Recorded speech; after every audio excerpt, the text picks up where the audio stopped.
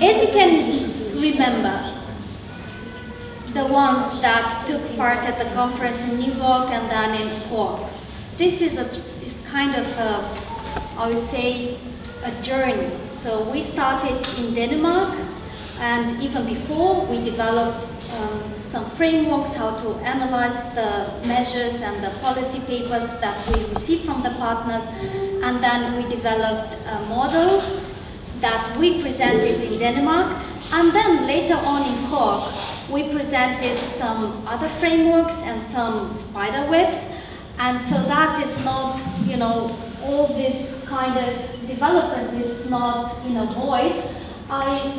I will start with this one that many of you perhaps still have it in their mind in a way or not.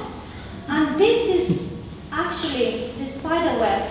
It's a concentrated knowledge of what we found out till now. So we have here key aspects like economic incentives, specific target groups, social security, curriculum, anchoring in different types of schools, state and public involvement, and so on. So, and on the, I think, right side of the spider web, you can see the countries. And among these countries is Italy as well.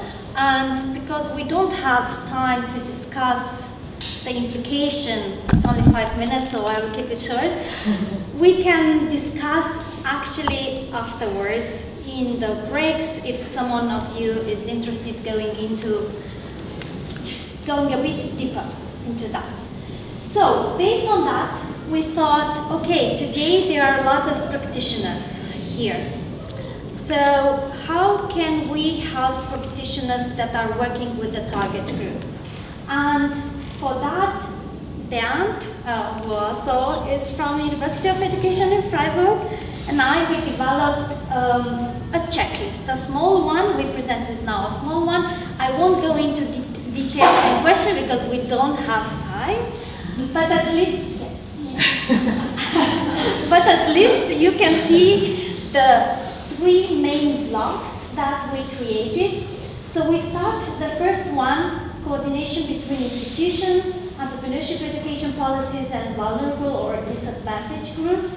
And there you have subcategories, like for instance, state involvement, coordination among key actors, economic support, and social security. All these elements are very important when you start working with this group and when you start to create meaningful measures in the field of entrepreneurship education.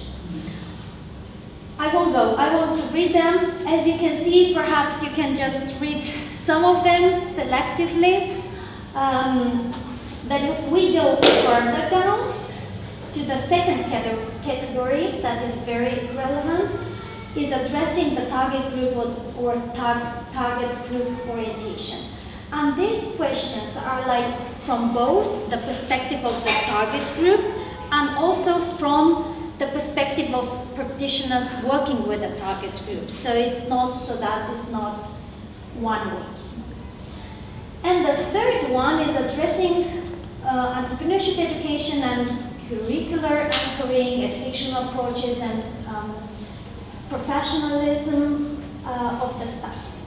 And here, of course, we brought a new dimension because we wanted to see how is this topic addressed in schools, post-schools, and at university levels. Because we know university level is really good taken care of, let's say, but as you can see in the spider web, the problem are like schools and post-schools. It's not as, I would say, accentuated as in other measures. And this target group is actually, if you take a look at the research, you won't find a lot of research on the target group disadvantage. And this is the point, and this is the beauty of this project actually, that we are finally addressing this issue. So we go further approaches. What does it mean? Pedagogical, educational approaches. You have traditional ones, and like, you know, you are sitting there and then trying to, in a way, engage the target group, or you can create tailor-fit courses addressing them or involving them. So this perspective and this question are like helping the practitioner to think about their own way of teaching and engaging with the target group. Exactly. And the last one, we noticed that a lot of practitioners working with the target group, they do not have the skills and they are not trained to work with them. And they do not even have the experience of being an entrepreneur. And it's kind of weird to just teach this field without having any clue on it. So it's more like, it turns to be like, in a way, very theoretical. So this question helped them to think about their own way of interacting with the target group, and at the same time, it's about the institution thinking about how they can help this practitioner to be more professional and to engage in a better way. So that's it, actually.